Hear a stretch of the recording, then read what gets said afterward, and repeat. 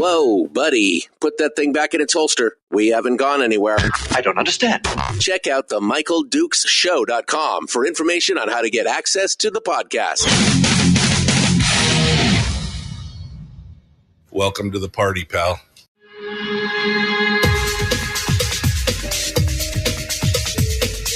The Michael Dukes Show. The greed and the entitlement is astounding to me. What more could you want from a low-budget radio program? This is a dumpster fire.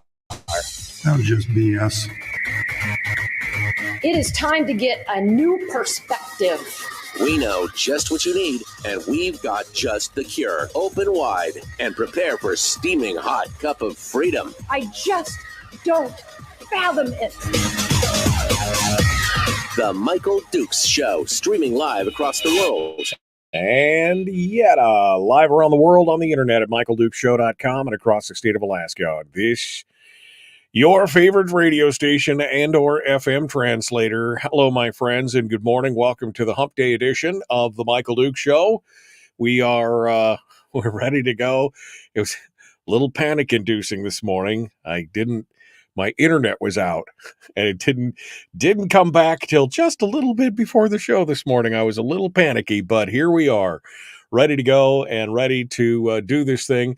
We've got a full morning this morning, including in hour one. We're going to be talking with Jeanne Reveal, who is running for the Kenai Peninsula Borough School Board, and we're going to talk with her here in just a minute about situations and how things are down on the peninsula, and what she sees as some of the big issues that are going on down there and her vision for that future. We'll be talking with her here in just a minute. And then in hour two, we'll be joined by State Senator Mike Shower, who's going to come on board with us. And we're just going to riff. That's our Wednesday thing. We just like to talk about the hot news of the day and everything that's going on. And usually if the legislature's in session, we'll talk about whatever they're working on, but it should be a fun time this morning as well. Tomorrow's program. Tomorrow we're going to be talking to Dr. Raymond, who is down on the peninsula, and he is Dr. Paul Raymond. He is one of the guests that Chris Story had on his program last week to talk about this bond issue, a $38 million bond issue that's going to be going on the ballot here in just a week or so. In fact, next Tuesday will be election day for the ballot measure, and he's here to talk about his position on it, which is against the ballot. And Dr. Raymond's going to be joining us tomorrow at 6:00. So we'll be talking with him then, and working on a second guest for hour two, and we'll see where it goes from there. All right. So, you guys all ready? Shall we dive in and make this thing happen? I think we should. Jeanne Reveal is over in the chat room right now, or excuse me, in the green room. She's also in the chat room. She's multitasking this morning, and she's eating all my donuts, my virtual donuts. In the virtual green room. So let's go over right now. Jeanne Reveal joins us to discuss her candidacy for the KPB school board. Good morning, Jeanne. How are you? Good morning, Michael, and good morning to the chat room, all my friends in there. This is going to be interesting. So this should be fun. Jeanne is I know there's going to be at least one heckler. Yeah, no, Jeanne is a frequent visitor to the chat room on Facebook while we're doing the show live each and every morning on the simulcast. So let's get into it here and get started. So Jeanne, let's talk for just a minute about who you are, where you come from. You know what the drill is. Tell folks a little bit of your background, and then why exactly you decided to lose your mind and jump into this whole thing to begin with. Yeah, wow. So I started my work life as a paramedic and decided to move to Washington to raise my family, and stayed there for about 30, not quite 35 years. And then about 4.5 years ago, we decided to moved to Alaska. We were going to retire, and we found some beautiful property and a really nice house in Kenai, and fell in love with it. And so it just took us like maybe, I don't know, 6 months to get up here. And wow, we had a beautiful first winter, and we were just in love with the place. And I was working at the time as an investigator for a criminal defense attorney up in Anchorage. I was working remotely, and that seemed to be working out really well. I wasn't, I was a Michael Dukes participant more or less by then, and decided that I was going to go back to work, and started driving tractor trailer for Odom, which is Coca-Cola. And unfortunately had a little mishap, and ended up needing hip surgery, and I'm recovering from that now. So I've been following kind of the politics. My neighbor, Tia Winger, was part of the city council, and she's all like, we need somebody on the harbor commission. And I'm all like, oh, great, I could do that easy, right? And then it became all these other offers. And so the offer that came by was like, maybe you should run for school district. And I thought, oh, that would be good. So I lost my mind at that point and jumped into the ring. And do you feel like it's just you've got to do something? Is that kind of the feel here, or literally, I feel like some of the things that are going on in the school district are kind of problems that are solvable, but everybody's just kind of focusing on the money.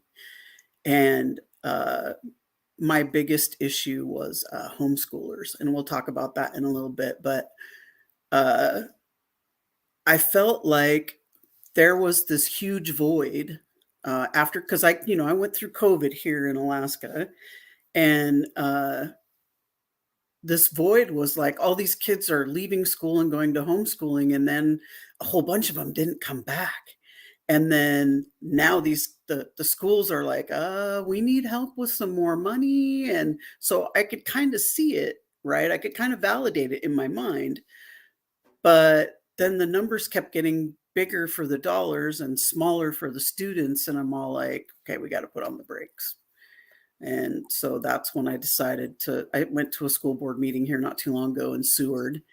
And that was the big thing, was all about the homeschools and sports. And, I mean, we can get into the details pretty quick, but it was just sort of, wow, this is serious. These people things are happening. Bad things are happening. I mean, good things are happening. Kenai doesn't have a horrible school performance, right? Like some of the other schools. And so since they lump all of the results into one big picture instead of, well, these are the top 5 school districts and these are the bottom 5 school districts, they just kind of, I don't know. I think the scores are kind of a bad rap. And I think that some of the schools are doing really great and some of the schools aren't doing so great. So Kenai's kind of in the middle. Right. When I see those combined scores, I'm always reminded of something my grandfather used to say, that the average, which is what we're talking about here, when you combine everything and you get the average, he goes, the average is the bottom of the top and the top of the bottom. It's what we like to call the cream of the crap, right? I mean, it's just, and so, yeah, so when we see the overall numbers, we're a little stymied, but, the Matsu does very well. Kenai does pretty good, so it's not like it's failing, but there are issues out there. And I think that you've stumbled across one of them, which is, of course, this focus just primarily on dollars. That's the solution to every problem. And I've heard that on this program for 25 years, that especially about education, we do okay if we only had another dollar. And that's the way it's been for 25 years. We could hit the goals that you're setting for us if only we had a few more dollars. And the problem is we've expanded the dollars over and over and over, and yet the results are still, in some cases okay, and in some cases bad, mediocre. We're still not doing great, but the answer seems to always be more dollars. You saw what happened with the legislative fight this last session over the base student allocation, and of course, they've got a pretty significant increase. It wasn't what they wanted, They wanted almost 3 times what they got, Right. 2.5 times what they got. Yeah. But, so to you, this is really not necessarily a money issue. Is this a structural issue? Is this a curricula issue? Is it employee? What is it, do you think, as you look at this, that is the real problem? I think the real problem is the focus is on the wrong thing. Yes, they're focused on money, but the true issue is, where is the money going and how is it benefiting the students and teachers? And this is what I want to find out. I want to dig into, where can we find money? When I was a police officer in the city, every year we got our budget and it was like hacked to bits. I mean, we were like, we're gaining officers, but we're not gaining money. And so the chief that we had at the time was like, well, we just cut a little bit from everywhere, right? And so we could come up with, $500,000 in cuts just by saying, well, we're only going to send so many officers to training this year, and we're only going to do, the only thing we never skimped on was our patrol cars, our uniforms, and our safety gear. Everything else had to suffer a little bit. And I'm thinking that, why isn't that, or maybe it is, but I'm not aware of it, but why isn't that the focus of the schools, right? Cut a little bit from everywhere, focus on the teachers, focus on the students, and just go from there and see what you can do, instead of this panic that they seem to always go into at the beginning of every school year. Well, and it seems like the sale to the people, and when it's being sold to the people, I guess is what I'm saying, like this BSA is, it's always, well, it's for the children, it's for the kids in the classroom, it's for the teachers. And yet we find out that there's no mandate that this money actually makes it into the classroom. And in a lot of cases, barely 50% of those dollars per student dollars are actually making it into the classroom. And that comes back to a question of prioritization, right? Right. And this is what I'm saying is, let's not panic about the numbers. Let's compare them. Let's see what we can do about getting the numbers to kind of match as close as we can. The problem is, Kenai School District, as as a whole, has many different types of schools, right? We have little tiny schools, we have great big schools, and trying to figure out how to balance who gets what. One of the questions I was asked at a recent forum was, how do you tell Ninilchik that they can't have 4 teachers when Kenai gets 8? Right. But the reality is that Ninilchik's still a pretty small school, and class sizes are still a problem. We need more people, adults in the classroom, right? I don't care if they're teachers' aides. I don't care if they're parents. It doesn't really matter. If the classroom sizes are so big, like in the 30s, then we need to add people. We need to add adults to the classroom as sort of a Band-Aid. Right. And I know they've thought about all of this stuff. They're the pros. I'm the junior, right? I'm coming into this eyes wide open, mouth shut, just trying to figure out what's going on. And it's really hard to see why the panic is so, like, everything's so urgent. I don't understand it. Well, sometimes you need that outside perspective, right? Sometimes you're too close to the problem, and sometimes you need an outside perspective. And that's quite honestly one of the reasons why school boards exist, to give a little bit of a different perspective than for people who are actually hip deep in it. And and I think it's important. Jeanne Reveal is our guest. She's a candidate for the Kenai Peninsula Borough School Board, and we're going to continue with her here in just a second. We'll be back. Don't go anywhere. The Michael Duke Show. Common sense, liberty-based, free-thinking radio. We will return with more right after this. And Jeanne Reveal, our guest, right after this.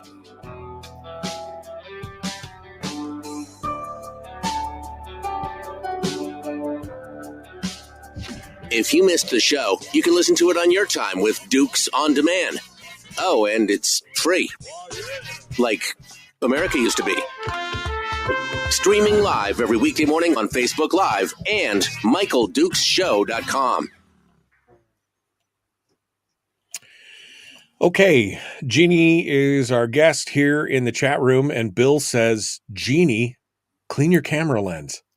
Okay, really quick. It looks a little It foggy. doesn't work. I have no idea why. I think it could be my bandwidth. It's not really all that great. Yeah. Yeah, it's like people are like, it's foggy in there. It is. It's foggy. Yeah. I thought it was my glasses. I was like wiping them off. Yeah, No, exactly. No, it's Jeannie. She's been vaping again in the thing. Yeah.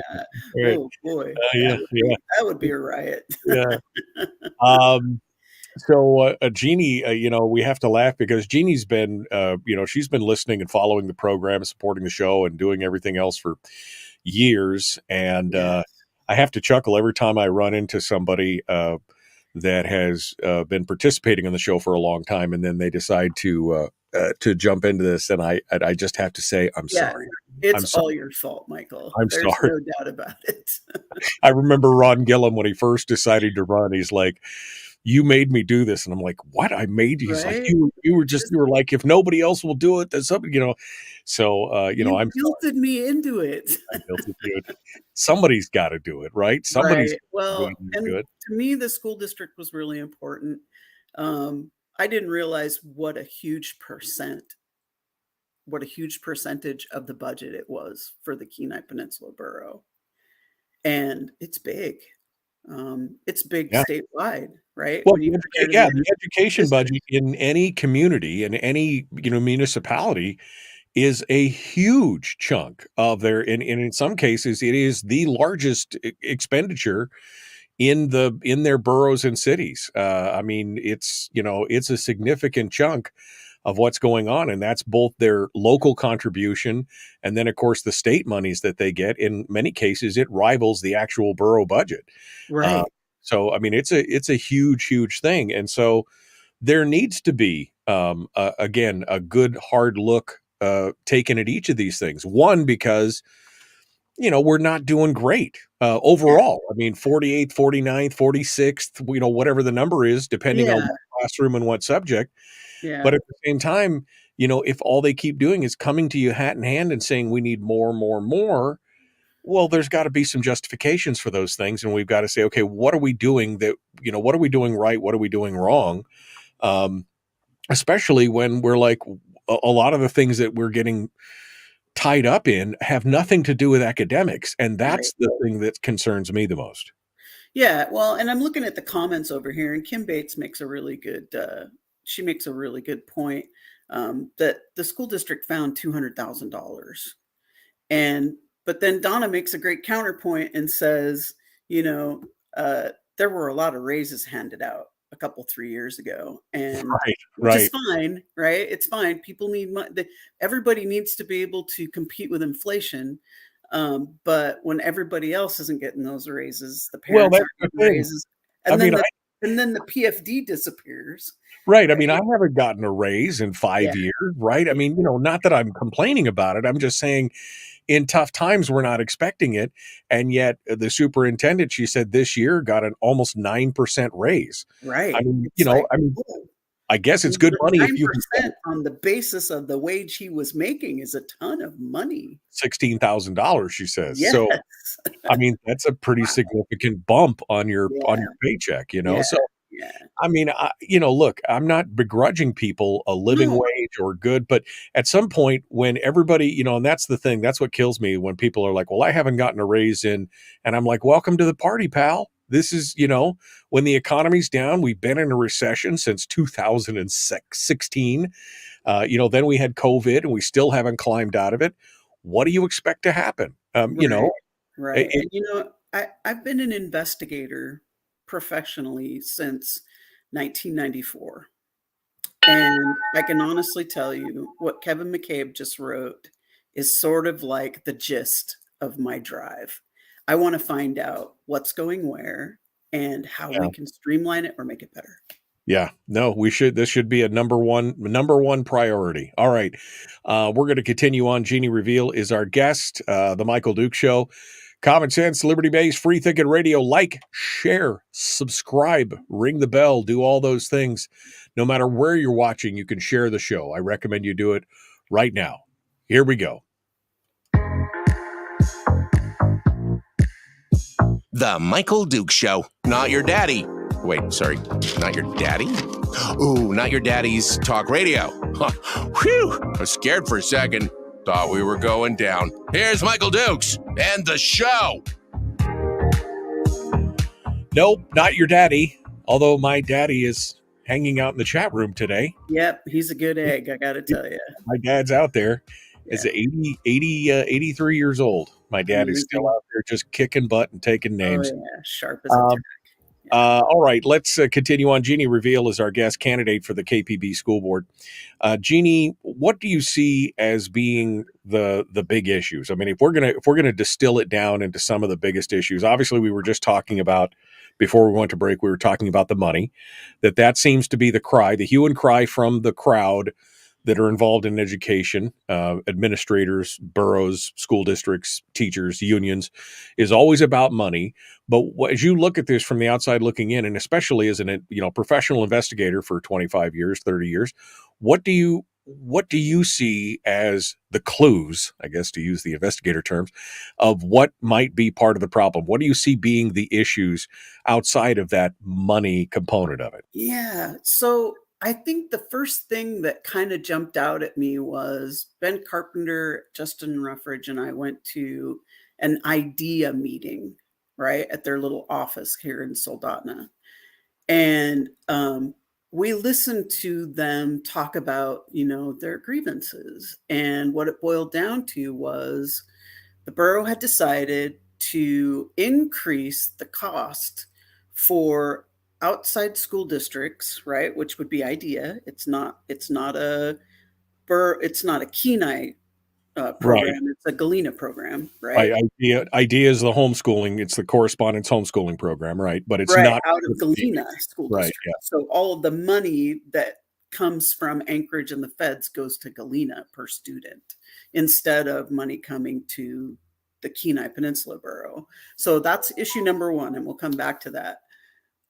Issue number two is, how do homeschoolers pay the base $200 per sport and an additional $250 a sport per child to participate in high school sports?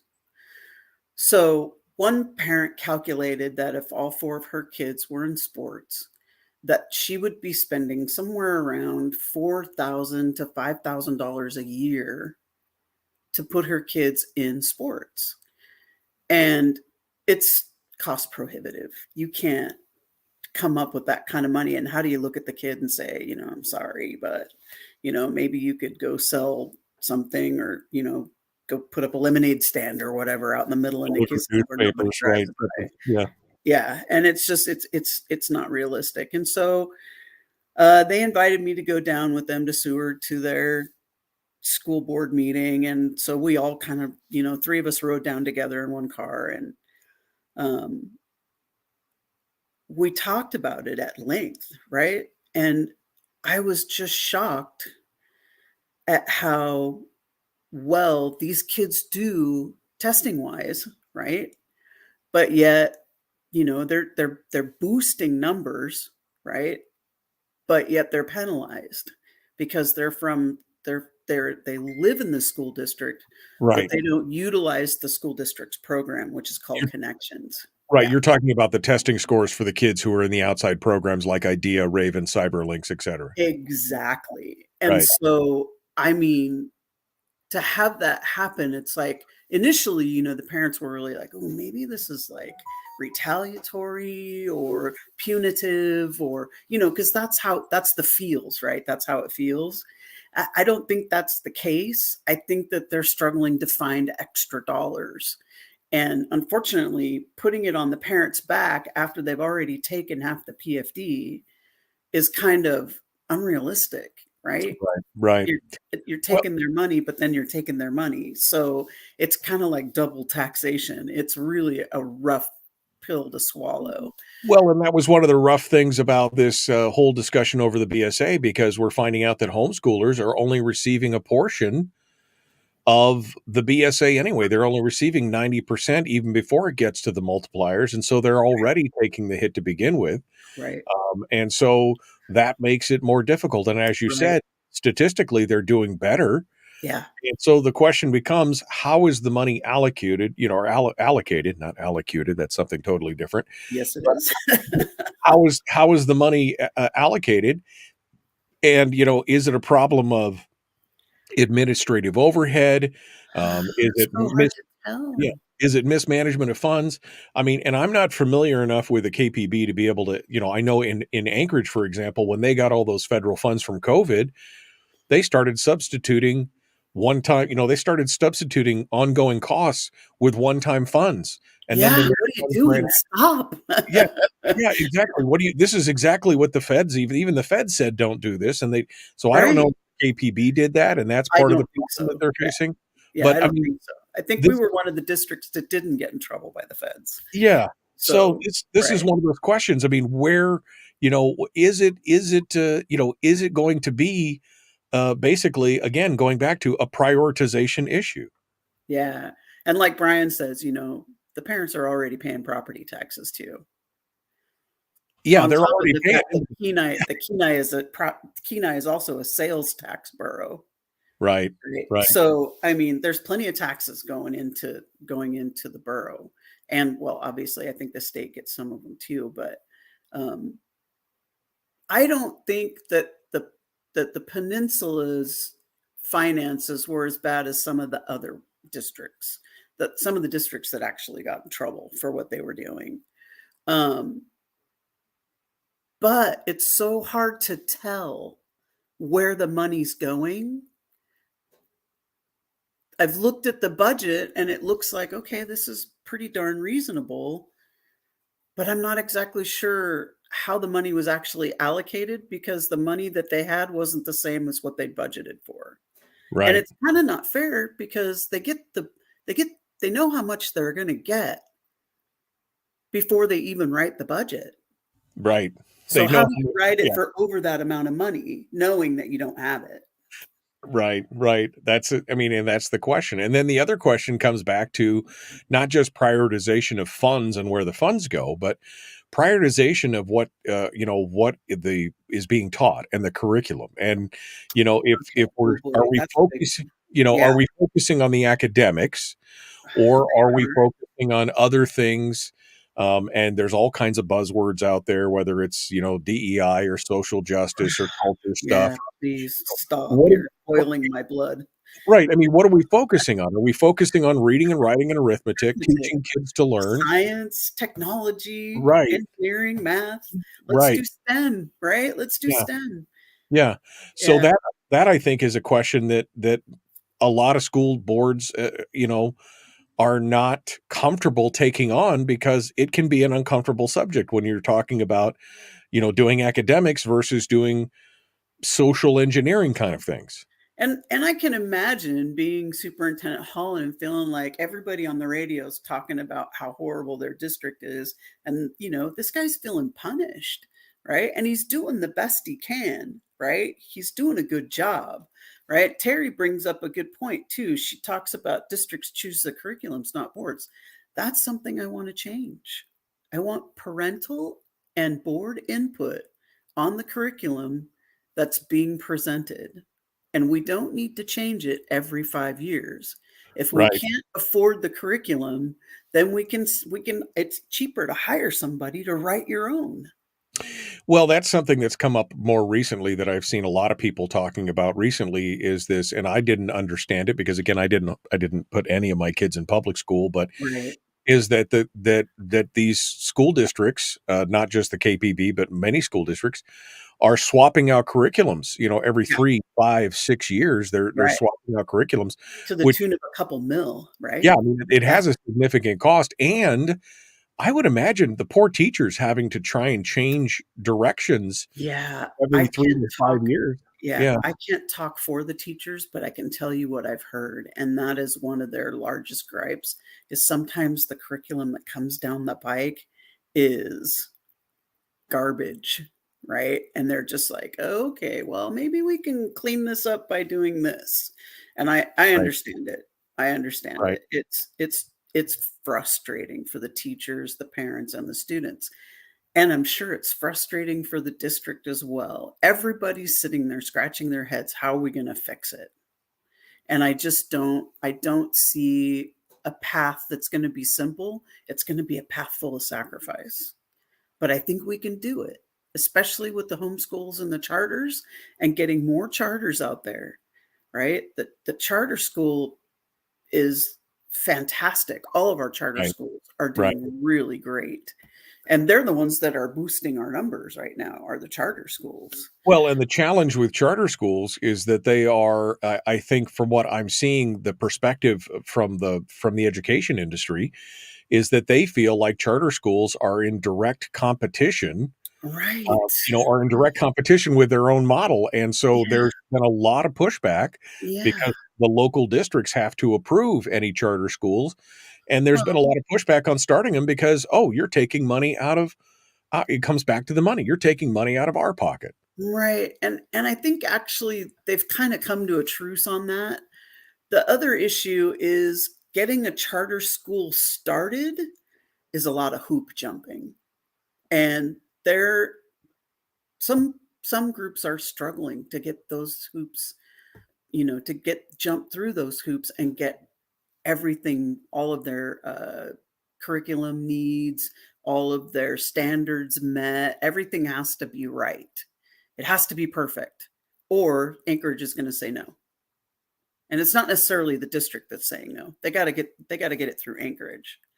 So I think we did have, I think it was one school charter application that got turned down last year, and they just couldn't do it. They couldn't meet the standards. So Anchorage was one of the ones that definitely shot down it, but but it's the local control, right? It's the local school districts and the local boards that are the ones that say yes to these charter schools. Yeah. And Anchorage is the example that we've used because they're the ones that have basically shot that down and said, we don't want more money leaving the brick and mortar schools to go to these other things, even though studies have shown that they do better. And I think, and I want to talk about this in the next segment, but one of the reasons why I believe that these charter schools do much better, and one of the reasons why homeschooling, whatever flavor of homeschooling you're doing, does much better, is because of the direct parental involvement. And we know that can't be spread across the board because not all parents are engaged with their kids. It's a sad fact of life. But that's an important component. And I want to talk to you about how do you think that we as a citizenry can encourage more of that parental involvement? And what are your solutions for some of those kind of ideas? Jeanne Reveal is our guest. We're coming up on the break, and so we will return here in just a moment. We're talking about the Kenai Peninsula Borough School Board race. Jeanne is on the ballot, and she's talking about her positions on this. We'll return in just a moment. The Michael Duke Show. Common sense, liberty-based. Free Thinking Radio. Back with more after this.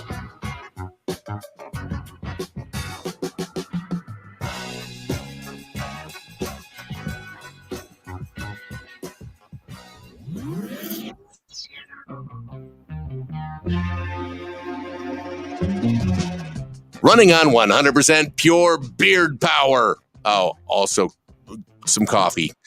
We dip our beard in coffee. Nice beard. The Michael Duke Show.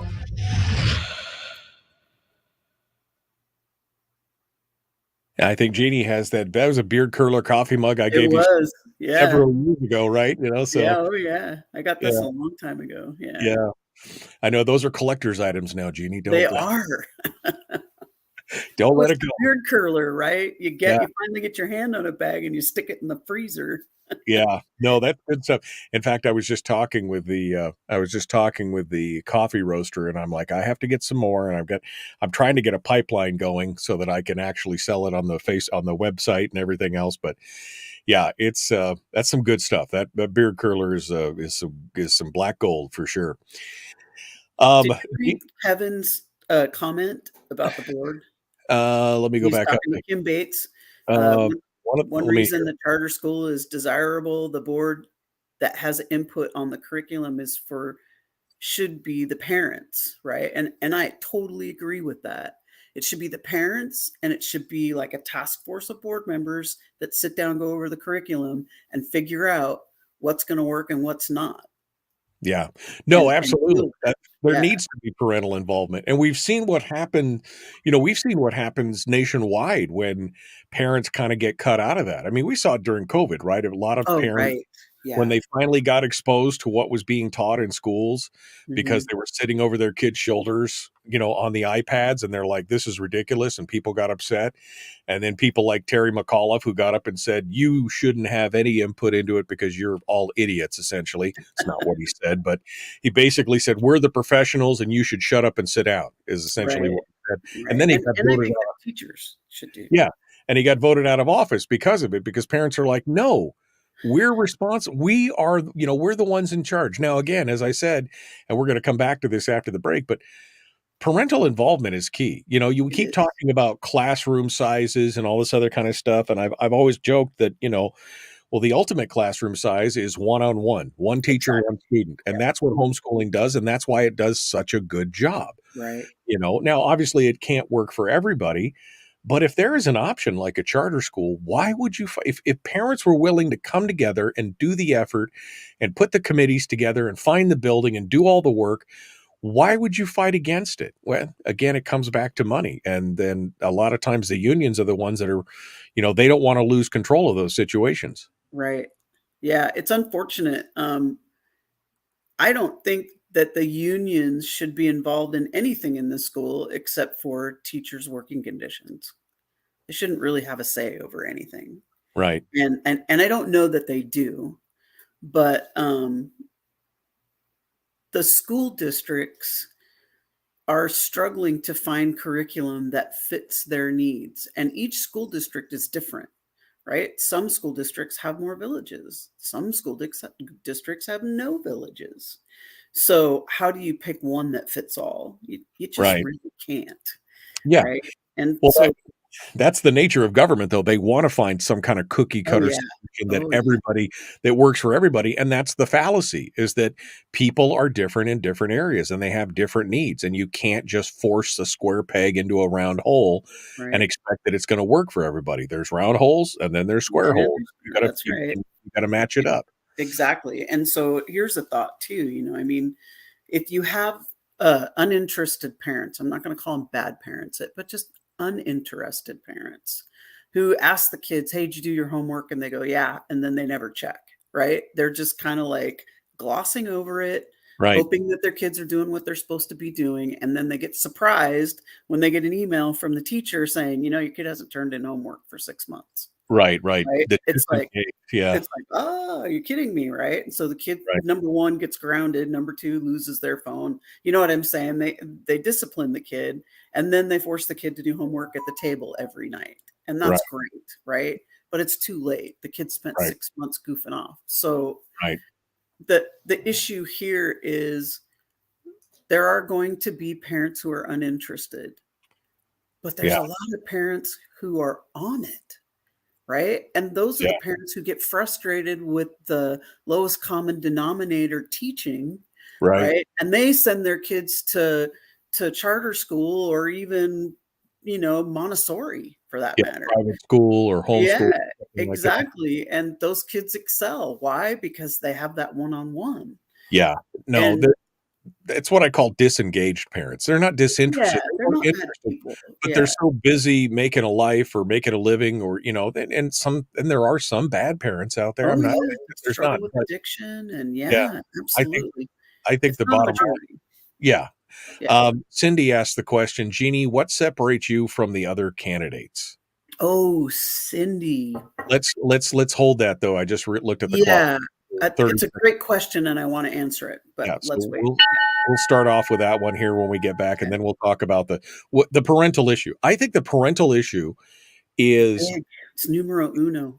oh, It's I think it big. is. I think it is Yeah. probably, it is definitely up there in the number one, number two slot of the problems out there. But let's start Mhm. off with Cindy's question. Jeannie Reveal is our guest candidate for the KPB School Board. Again, please like and share, follow ring the bell on YouTube, do all the stuff.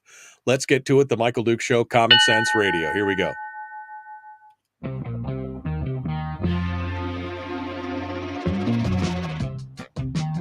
The Michael Duke Show. Seriously humorous with a pinch of intellect. Sorry. That is humorous. Here's Michael Dukes. That guy is so mean, man. I know, he's rough. He's rough. I paid that guy to say stuff, and he's still just so mean to me. Yeah. Jeanne Reveal is our guest. She's a candidate for the KPB school board, and we were just talking during the break, and I do want to talk about the parental component of it because it is one of the top things that I think is affecting schooling. But in the chat room, Cindy asked the question, Jeanne, what separates you from the other candidates? And Jeanne was she was slathering at the bit here to answer the question. Yeah. So Jeanne, what does separate you from the other candidates? So I think so my opponent is Sarah Dothett, and I've known her kind of like professionally as a truck driver. I spend some time at her business. She has that Kenai Peninsula Driving School. Her and her husband run that. Alex Dothett, he's on the council. He's on the city council. And they are great business owners. They're really super nice people. I have nothing bad to say about them. The difference between Sarah and I is I'm a little more on the conservative side, and I'm a little on the show me side, and my investigator side is really, my hairs are up on the back of my neck about, what am I going to find if I dig into this? I don't know that Sarah's going to do that, but I do know that if I don't get elected and Sarah wins the election, nobody's going to suffer, right? I'm just a little more assertive when it comes to getting to the bottom of the issue and finding the actual solution. She's a great lady. I'm not going to lie. It's hard to say, I'm better than her, but I'm also older. I've also got 35 years of work experience behind me. And I've grown up in, a beautiful home with my grandparents had a goat dairy. So I learned about hard work growing up as a kid. Right. It was a different lifestyle, I'm sure. And I don't think she has any bad faults. She's pretty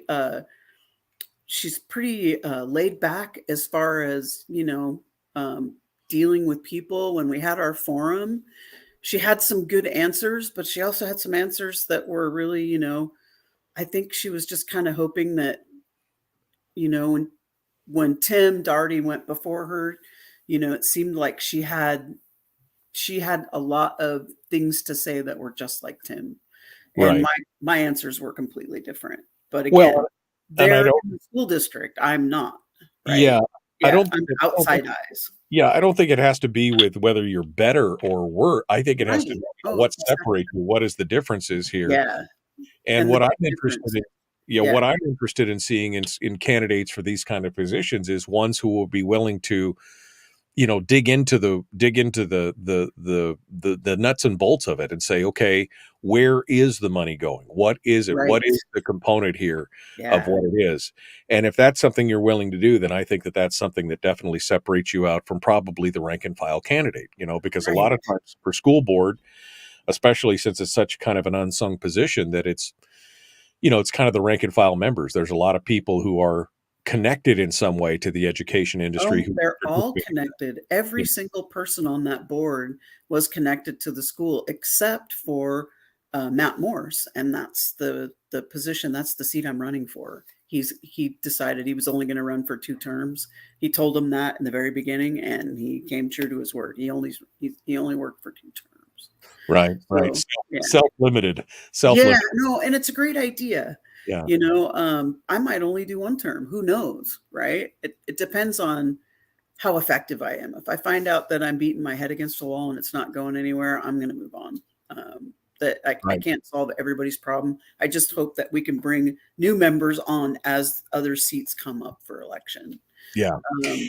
Well, let's talk about the big thing. I mean, obviously, the differences between curriculum and social engineering, academics and social engineering, that's important. That's an important distinction that I think needs to be focused on in every district. But we also talked about the parental component.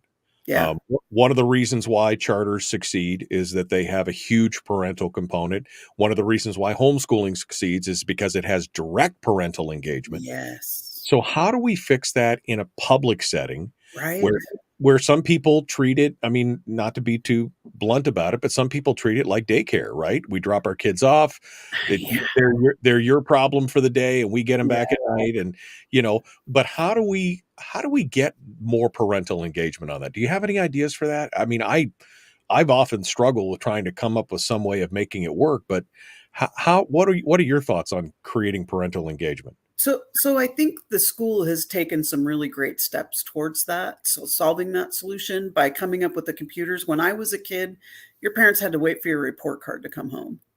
They literally had no idea how you were doing in school until you got a report card. And so now the report cards are daily. You can get online and see what's going on with your kids' education and if they're turning in their homework, etc. I think that's a great step. That's the best way to get parents involved, right? Especially if you can link it to their cell phones. Because, parents these days are just like the rest of us. We're hooked to our phones. I also think that parent-teacher meetings need to resume. If they don't have parent-teacher conferences at least twice a quarter, you're still not getting the flavor of what your kid's doing, right? If they're misbehaving, if they're bullying, you might get a phone call from the principal. And that is one subject I do want to bring up, is the bullying that happens with kids in school. All of us kids, when we grew up, had to deal with bullies. They were everywhere, right?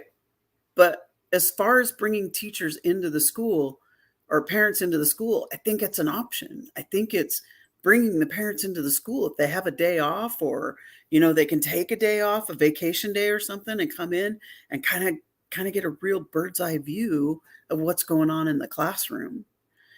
That would be really great. One person suggested putting cameras in the classroom so you could just like pop in and check on your kid. How they have like those little Right. 3-foot, socket cameras for your dogs. You can see how they're misbehaving in your house, kind of thing. I think it's viable, but I also think there's a privacy issue there. So you're going to have to worry about, Right. Kids and their privacy, because even though they're technically not we the people, the teacher is, right? Right. And their parents are. So you got to watch out for that kind of stuff. But if somebody consented to it, I think that would be a great idea.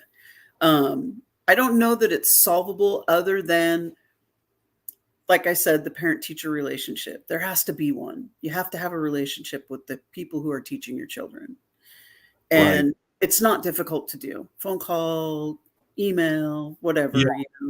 Well, and part of that is being engaged in the beginning, having the desire as a parent to follow that thing. So there's going to be a component of people out there, like I said, who just treat it as daycare, and they feel like whatever it is, you take care of it, I'll take care of, I'll earn the money and bring home the bacon, and you take care of my kid. And then, there's going to be some people out there like that. But I mean, should there be, I hate to say mandate on anything, but should there be a mandate that parents, once a semester or once a year, come in and spend one day with their kid? Or, I don't know. It's like that with the charter schools, the charter schools are like that, right? You need to participate. There's co-op days, there's days that you need to be there, that kind of thing. And a lot of that is really exactly what we need. Is we need parents showing up in the classrooms 2 or 3 days a month, right? To help out with other students, right? Not all families are working families. A lot of families are single parent families, especially because the kind of wages you can earn on the slope, not everybody has to be a working mother or two parents working. You don't mean single parent families, you mean single income families. Single income families, exactly. And so, there's a lot of that. And those parents, I find, are generally extremely interested in what's going on with their children. And is it the answer? I don't know. That's what they were saying when I was a kid. You know what I mean? We need more single income families and parents taking interest in their children. Is it the solution these days? I don't think so. I mean, if a Yeah. four children family, if they get a PFD that's half of what it's supposed to be, that's like, let's just say that's like somewhere around 15 or 16,000 that they could have gotten. Yeah. That's like half a year's wage of a part-time mom, Sure. right? Well, yeah. So I mean, issues. I agree. I mean, this is it's more of a, not necessarily a scholastic issue. It's more of a societal issue of whether or Yeah, not it you're is. taking responsibility for your kids. Mhm. And I don't know if the school board or school district is the best place to fix it, but we do know that with more parental engagement, there is, there is more success. And again, that's why I've been so shocked and stymied by places that don't want to allow parents to do things like charter schools, or they penalize people who are homeschooling in some other kind of component, which I Right. think that you would not be a fan of, right? No. And I think that tutoring on campus is also something. When I was in high school, I was one of those accelerated kids. By my junior year, I had enough credits to graduate, and it was like, what classes do I want to take that I can't really take? And we had a science teacher that would teach physics in an early morning class. Right. And so it was like, oh, well, that sounds like fun, and I took that class and I had such a blast, right? Why can't we do early tutoring? Why can't we do after school tutoring? I mean, if I was struggling, with my math, right? Trig or calculus or one of those two subjects, all I had to do was tell my teacher, I'm really struggling with this. Can I get some one-on-one? And he'd schedule it up. He'd Yeah. take the brightest student in the class and he'd say, hey, can you help Jeannie out with her math? Sure. And so Yeah. we'd sit down and work it out. Right. And so that's the kind of stuff that I want to see: more student relationship with the sharper kids. Right. Yeah. And teachers willing to take on those higher level classes. Kids are bored. I'm going to tell you that right now. Kids are bored. Gee, we're down to the last 45 seconds. I went too long. Oh my gosh. Final thoughts here. I think I'm the right candidate for the job. And I think that literally I plan on doing a deep dive. I'm not going to call anybody out. I'm not going to try and terrorize anybody. I just want to know. And I'll share that information responsibly. I'm not going to try and dig people's graves. That's not what I'm there to do. I just want to know. And I think that curiosity is going to actually bring the Kenai Peninsula School District up.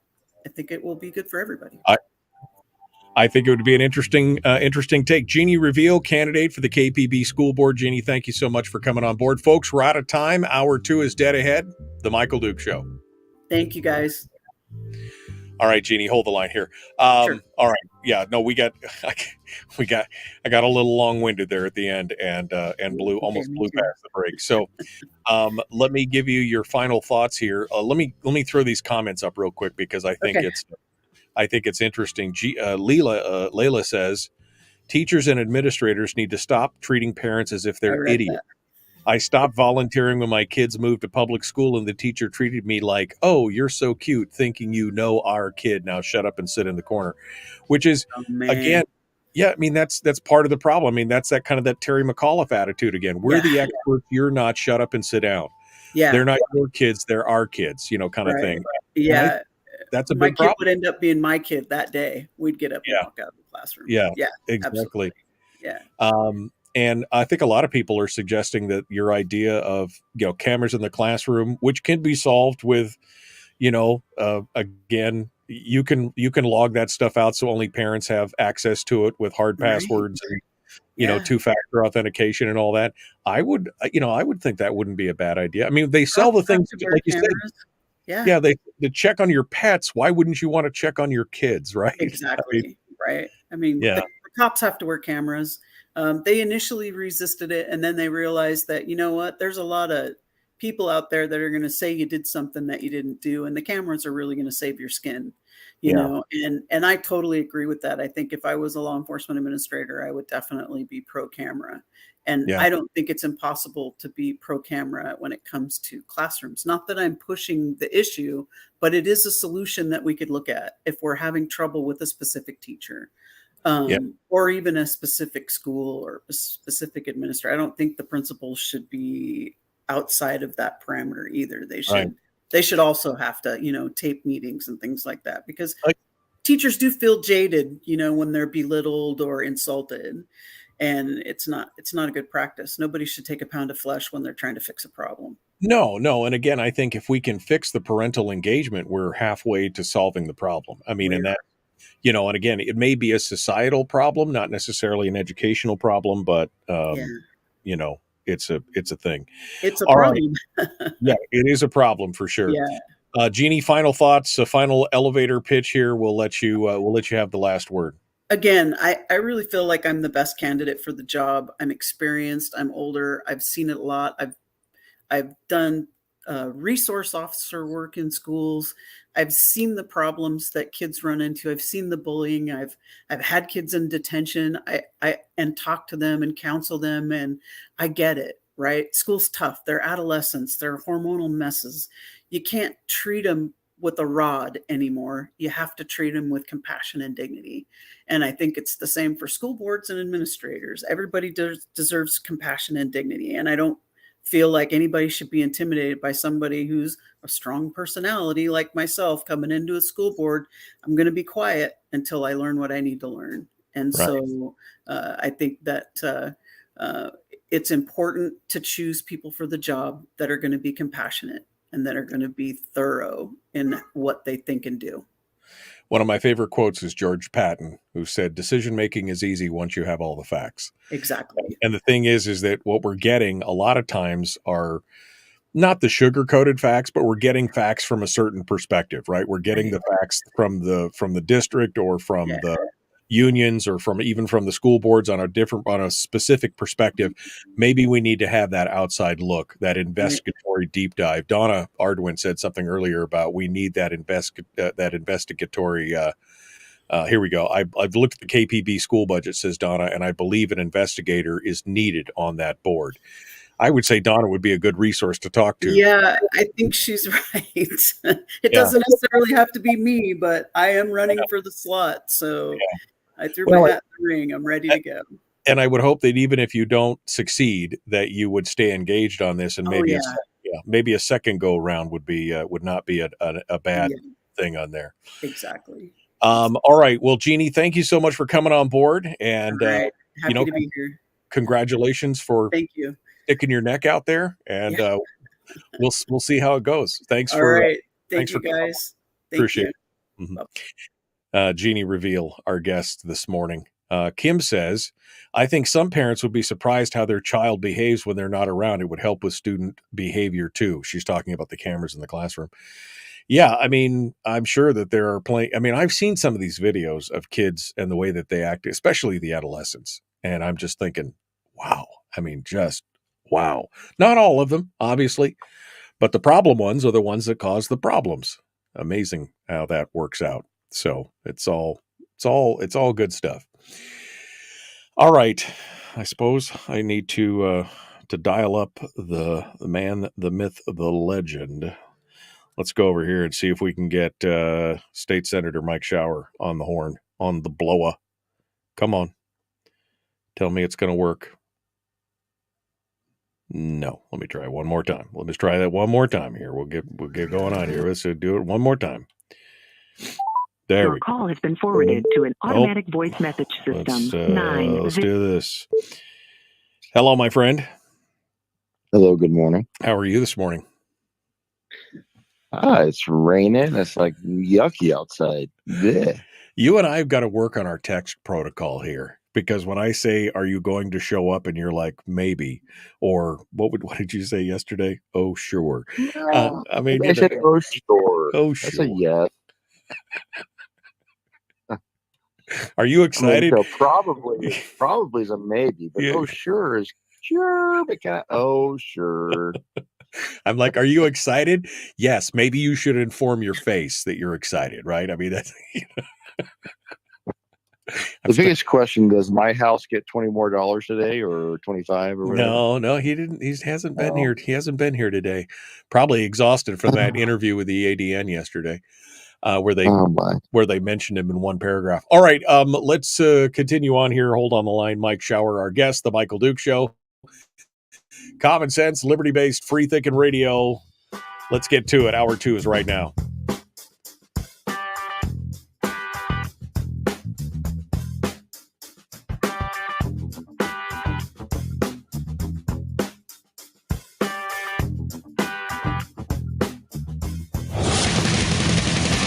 Whoa, buddy. Put that thing back in its holster. We haven't gone anywhere. I don't understand.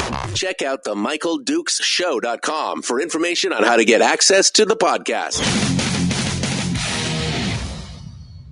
Welcome to the party, pal.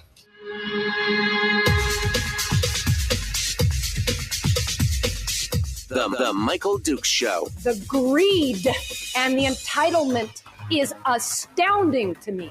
What more could you want from a low-budget radio program? This is a dumpster fire. That was just BS. It is time to get a new perspective. We know just what you need, and we've got just the cure. Open wide and prepare for a steaming hot cup of freedom. I just don't fathom it. The Michael Dukes Show, streaming live across the world. Live around the world on the interwebs at michaeldukeshow.com. That's the website where you'll find the audio-only stream, links to all of our social media sites where we simulcast the radio show every morning on Facebook, YouTube, and Rumble. And, of course, links to the podcast in case you missed something and you need to go back. Or you could subscribe wherever you find podcasts, CastBox, Stitcher, Google Play, iTunes, and, of course, Spotify. 347,000 downloads of the podcast last year. That's kind of exciting, quite honestly, to know that there's that many people who are going back and listening over and over and over again to all the new episodes. So I appreciate you. If you're listening on the podcast, thank you. Make sure you leave a comment on the podcast so people know that you like it. How about that? Hour 2 of the program today, we just finished up with Jeanne Reveal, who is a candidate for the KBB school board. If you missed that, you can go back and listen to it on the podcast or go back and watch the videos on YouTube or Facebook if you want to see the replay of that. Good information there. But this is hour 2, and it's Wednesday, one of my favorite days of the week because we get a chance to hang out with my senator, my state senator, State Senator Mike Shower. It's always engaging and entertaining because he's kind of a no-holds-barred kind of guy. He doesn't really, it's kind of an interesting take on things, and I love to go over it and talk about it. So let's jump right into it, shall we? We're not even gonna bloviate anymore. We're just gonna jump right into it. State Senator Mike Shower joins us this morning to discuss, well, all kinds of stuff. Good morning, my friend. How are you? Good morning. No preamble, huh? We just go right into it. Yeah, I think we just get right into it. I mean, there's plenty of stuff to talk about. And I mean, you and I had not pre-planned anything. We never do for Wednesdays. Very rarely do we talk about whatever subject we want to talk about. But, there's a couple things that I want to talk about today with you for sure. I want your take on both of the ballot initiatives. So put that in your pocket and think about it for a minute. I want to talk a little bit about the makeup of the majorities in both the House and the Senate and where you see the pressure points of that forming, and then whatever else you want to talk about. How about that? So that you got at least 3 segments worth of stuff there. You choose where you want to start, but those are kind of the things that I would love to go over today with you. It's actually interesting you say that, my friend, because those would have been things I was talking about anyways, because yesterday I went into the Matsu Legislative Information Office because they've had those public hearings the previous 2 days. So right on the ballot initiative. Monday. That's right. So I went in to testify because you can try to call, you can go in person, whatever, and it was a lot easier just to go to the LIO because I could not get the number to work on Monday because I was driving around doing errands. So anyways, those, and I've been talking to people, hearing some interesting information on, organizational things that may be happening. So that's a good segue. So let's jump right into it. Sure. So we'll start with ballot measure 1. just like a lot of other things across the country, like the national popular vote movement, which a lot of Democrats in Alaska are supporting.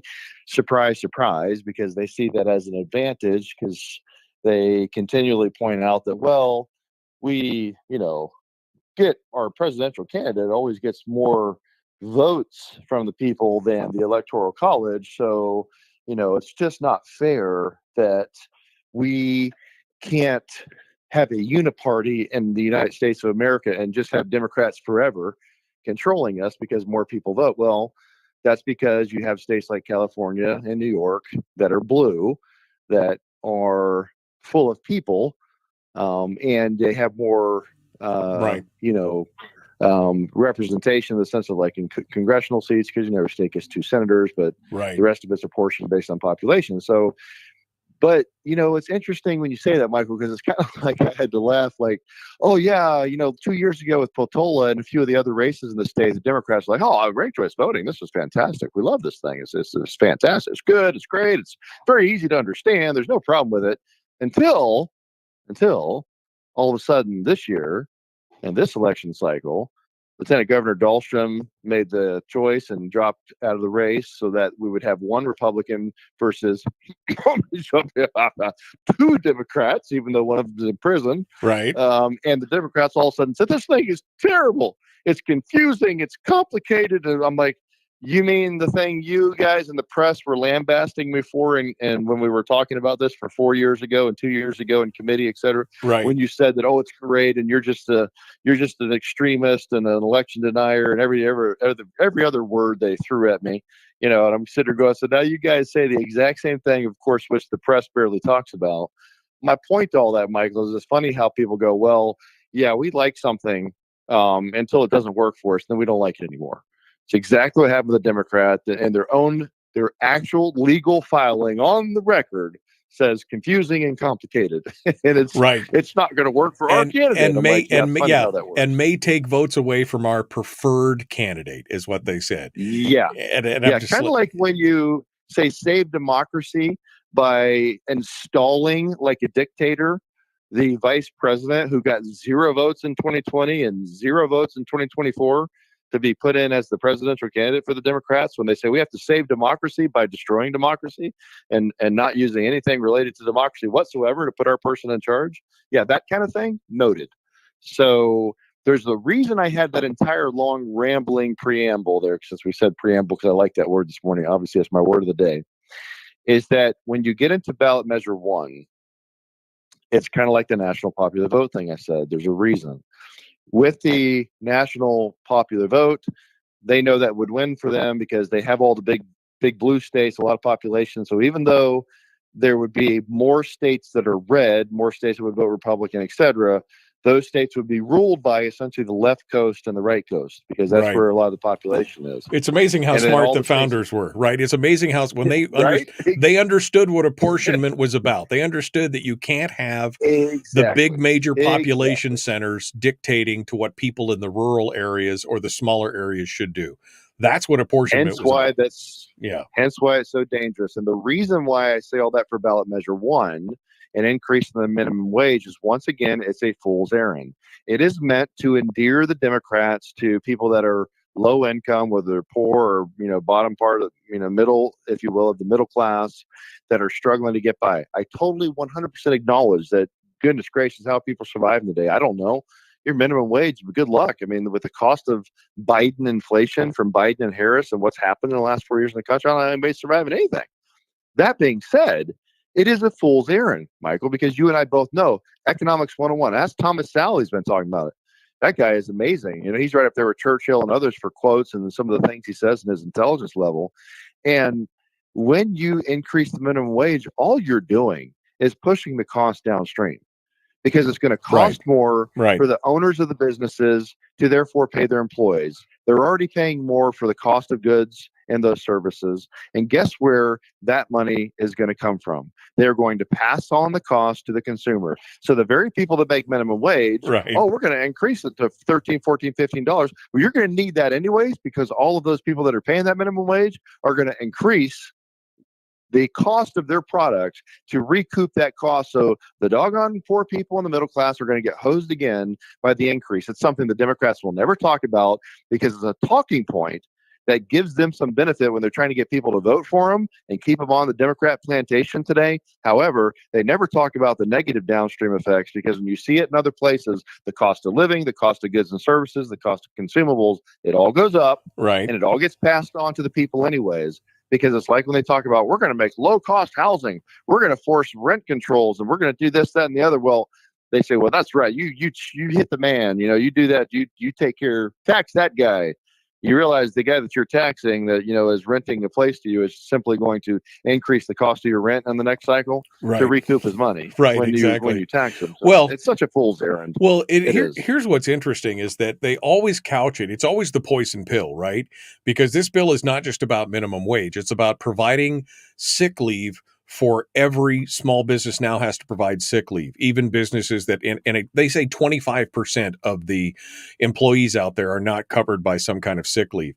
It's not necessarily even the minimum wage, although that's the poison pill. Everybody sounds reasonable. Well, everybody should have a living wage, right? Everybody should. I mean, but I was saying it the other day. I mean, look at the fast food joints.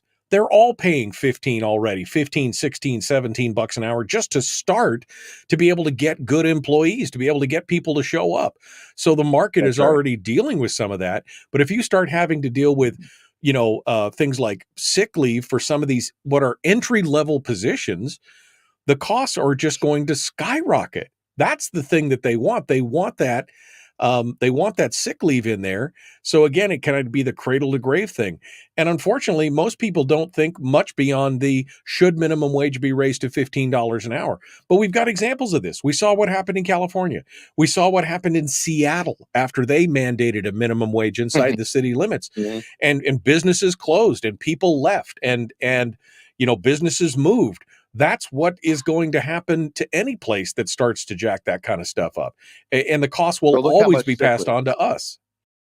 That's right. How much does sick leave cost a company? 25 hours, 35, 40, you name what it is for the year. That's a lot of that. That is a lot of wage loss, or I should say production loss for that company.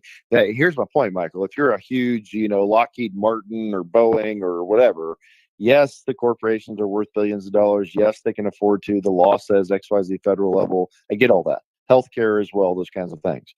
But when you start talking small businesses, most small businesses, especially in the food service industry, they operate on a razor thin margin. And that's what they don't understand. Our daughter we had a good friend up here, lived in our neighborhood on the Donut King up here, and he used to talk to me about it. And he was an immigrant. He wasn't even from, born in the United States. And he would talk about this stuff, and minimum wage would come up. He's like, I can't afford to pay that. He's like, if I go up on that, he's like, the reason he would help because they would have tips, and the tips would of course go to the workers, which would naturally boost what their actual wage was, right? And he's like, if I raise my minimum wage, he was operating on usually between 5 to 7% margin. He's like, you raise the minimum wage. He's like, my margin's wiped out for my employees that, are there working 8, 9 hours, 10 or whatever it was days. Like, my margin's wiped out.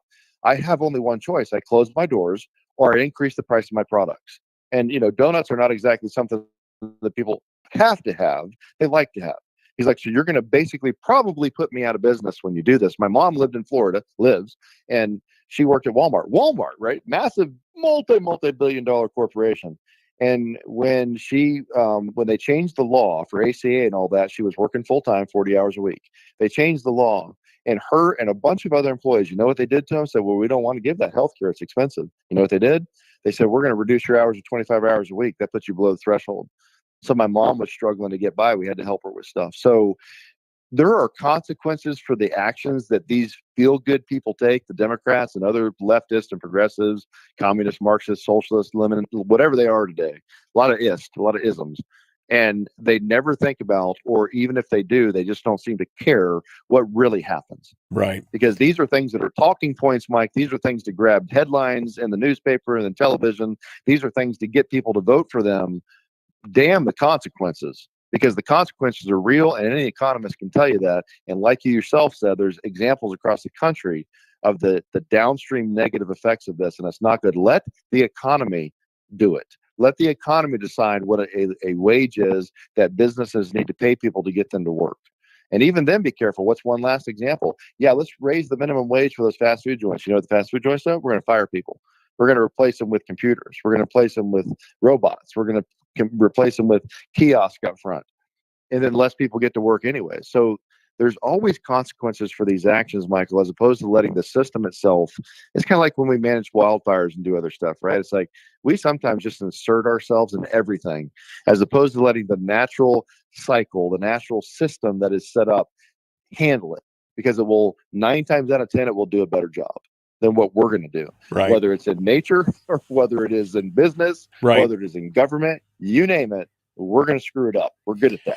So Yeah, and that's my 2 cents. Well, and ballot measure 1. Again, unfortunately, with ballot measure 1, it feels so reasonable, right? And they've done some polling, and they show that 67 or 70% of Alaskans support increasing minimum wages. Again, never asking the question, what are the unintended consequences of these things? And that's where you get bit. You always get bit on the unintended consequences, and every action has them. You just can never quite see. Well, sometimes you could see, but sometimes you just refuse to see what those actions will be. Mike Shower's our guest, The Michael Duke Show. Common sense, liberty-based, free-thinking radio. We'll be back with more Mike Shower's our guest right after this.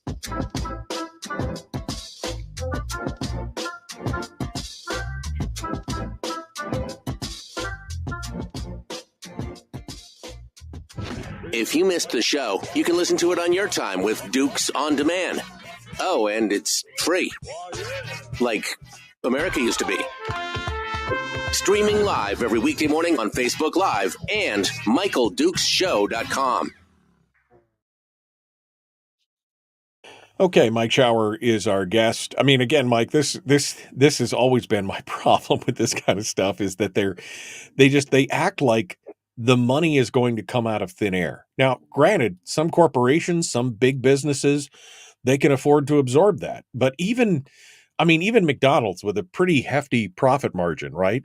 That you saw what happened when they started seeing this kind of stuff. They started replacing order takers at the beginnings, like you said, with touchscreen kiosks. They've got McDonald's now pilot programs where they're, computers and machines are flipping burgers, not real people. And so they will do things to basically end run around this. And the ultimate result is fewer employees. There may be employees making more money, but there will be overall fewer employees in the long run. Yep. That's so if you haven't figured it out yet, my advice is no on one. So all that talk, I never actually said that, but I recommend a no vote. It's probably going to pass because it's a feel good. Read the language, like I said, go look at the ballot measure, because it also talks about things like prohibiting companies from having employees talk about religious and political activities, et cetera, et cetera. I'm like, so read that when you look at who's doing this. You get the Scott Kendalls and the Democrat lawyers and the 1630 Fund and the Arabella Advisors and the Soros and Tide and Pew Foundations, all the other ones that come up with these things. Lots of very smart left-wing extremists come up with this. Why would they put that language in the ballot measure? You have to ask yourself, because unions already have the ability to basically take money from their members no matter what, do pretty much what they want with that money, which is almost always supporting Democrats and left-wing causes and people. And then they can tell them how to vote. They print out stuff with those union people's, with the people's money, right? They let them off work to go vote. They tell them how to vote. They give them flyers on how to vote. They scare them into voting for certain policies and people. They already have massive advantages. So you got to ask yourself, down the road, what exactly are they doing with this one? And what does that mean? How is that going to impact people? That's one I'm actually, of all the things to understand, the minimum wage increase, what it's going to do, et cetera, and the sick leave part. But what I'm really fascinated by, and probably somewhat horrified, is how exactly is that going to play out? Because somehow I have that feeling that's going to attack religious liberty. Somehow I have a feeling that's going to attack what churches can and can't do, because they're already trying to force churches to have LGBT in them, and they have to have people that completely disagree with their religious faith have to work there, and all kinds of weird stuff, right, that they're trying to do, because there's a full-on attack on our culture. There's a full-on attack on your faith and religion in the United States, and it's not even a question anymore. with what's happening with it. So I am, of all three of the areas of ballot measure one, most interested in exactly what that means. And I can't get a good read on it, frankly. But that one concerns me highly. Yeah. Because I don't know what that does. Well, it to me it was a solution looking for a problem, because I can't. I mean, basically it says you can't mandate employees attend a meeting that has a religious or political agenda, essentially, for the meeting. And I'm like, what business is doing that? Maybe churches, but I mean, again. I just can't think of a business that I've ever attended where they've gotten together and said, you all need to vote for X, Y, or Z, or you all need to believe in this deity or whatever. I can't ever think that I've ever been in a business where that was a problem. Think about how, but think, Michael, think how this plays out. Think how the left works in the United States. Think how the Democrats work. They get this into law. This passes as an initiative. And the next thing you know, some business owner goes, hey, we're going to say a prayer in the morning. And they get themselves a left winger that goes in there, and what do? They sue that business. They have another cake maker in Colorado that can't make a cake, or has to bake a cake even against his will, like as a prisoner, right? Or they have a prayer in the morning. We had a business that came here that did work for us, construction, and they said a prayer every morning. They'd find that guy and put him in and go, no, we're going to sue you now. We're going to set that precedent in law, right? We're not going to allow that to happen anymore. So think about. You got to think like they think. Why would they put that in? Well, lawsuits, attacking people, you name it. They do make themselves popular with the lower wage crowd because, the Democrats are the ones that helped get my wages up, right? So it is pandering in that way for sure. Absolutely. All right, we got to go. We're jumping back into it here. We're 8 seconds out. The Michael Duke Show, common sense, liberty-based, free-thinking radio. Like, share, subscribe, ring the bell, do the things. Here we go. Public enema number one. Oh, wait, sorry. Public enemy number one, which makes more sense. On the other hand, he's a little bit of a pain in the Michael Duke Show. Oh, yes, I am. All right, Mike Shower is our guest. We're just talking about ballot measure number one, which Mike is against. And so, Mike, I know we don't need to spend a lot of time on ballot measure number two because we've talked about it on the program several times. But quick synopsis on ballot measure number two, your thoughts on pros, cons, and where you're voting, and then we'll move on to the rest. Okay, but I will finish. I think we should, because there was so much packed into ballot measure one on the break that people didn't hear. So I'll make it clear and I'll make it fast. No on one. That's what I recommend. That's what I believe. There's too many downstream consequences. People understand the minimum wage increase. They understand sick leave can be a driver and the cost for businesses, dangerous, especially for smaller businesses. But the last thing we were talking about the break that people probably haven't thought about or even read it is, what does it mean when it says things like businesses can't force people to have political or religious discussions, et cetera? And what I'm trying to get people to think of, like we discussed on the break, is what does that mean? Does that mean that the left, as it normally does, will go in and insert somebody into something like where they have prayers in the morning and they're going to do the sue thing, and it's going to be another lawsuit like the Colorado baker that has to bake a cake for LGBT couple even though he doesn't want to? So against his will, the government's forcing you to do something, right? So that's what you have to ask yourself, because I'm most interested in what does that third section mean in there. There's something nefarious at foot with that, and it can be bad. It can be that kind of thing of discrimination. Think about the unions. They already have the ability, like I said, to collect money and do what they want with the money and tell their members how to vote and give them days off and go have them canvass neighborhoods. The unions have a massive advantage for the Democrats and the left, where the right struggles with this because they don't typically support right of center candidates. And all of a sudden they're going to say this, and the unions go, we're already protected. We're already in the law. But if you try to have a meeting, let's just take the one last example, and I'll stop here. Union busting, right? Let's say there's a lot of moves for right to work across the country. Now, why would the left and the Democrats put in a ballot measure one that says something about no political meetings if they already have unions and there is a right to work movement in that company to get rid of unions? And they're going to come in, Michael. You know what they're going to do with this ballot measure one? They're going to say, you can't have that meeting in this company. Yeah, unions are already here. They're grandfathered in, but you can't have a right to work meeting here because that's a political meeting. That's off limits. Just watch out, brother. Yeah. I'm here to tell you, that kind of stuff is where this is going. We need to be thinking like the left does. That's what they do. Yeah. There is something dark about this ballot measure, and I'm telling you, it's not going to turn out good in the long run. Okay, enough on one. because we got limited time. Going to number 2, I actually went to the Matsu Legislative Information Office yesterday so I could get on the phone because I couldn't do it on Monday. I couldn't get to work, and testified. Like I said, we have talked a lot about ballot measure 2, but I brought out the parts because I listened to some of the testimony from the pro, ranked choice voting crowd, and just Michael, the lies and misinformation that continue to spread, like, oh, veterans can't vote, if you don't have ranked choice voting. I'm like, what? I mean, there was one veteran on there saying I wasn't allowed to vote when I went in. I'm like, I've been voting in Alaska since the mid 90s. I've never had that problem. And I was active duty then. And a veteran, I've never had an issue. So there was that. There was, oh, this is better. Alaskans like it. Dark money is such a scare tactic because that's not, I'm like, I just said they were scribbling notes the whole time they're talking. Everything was almost everything was misinformation about it. I'm sitting, so I got my 2 minutes, but Lieutenant Governor Dulcim was running it and gave me the grace to let me go probably about three and a half. And I thanked her for letting me go over because I have so much information, years worth of information working this, probably more than any other legislative office in the legislature. And I just made the highlights, Michael, for people to think about. It's a yes on 2.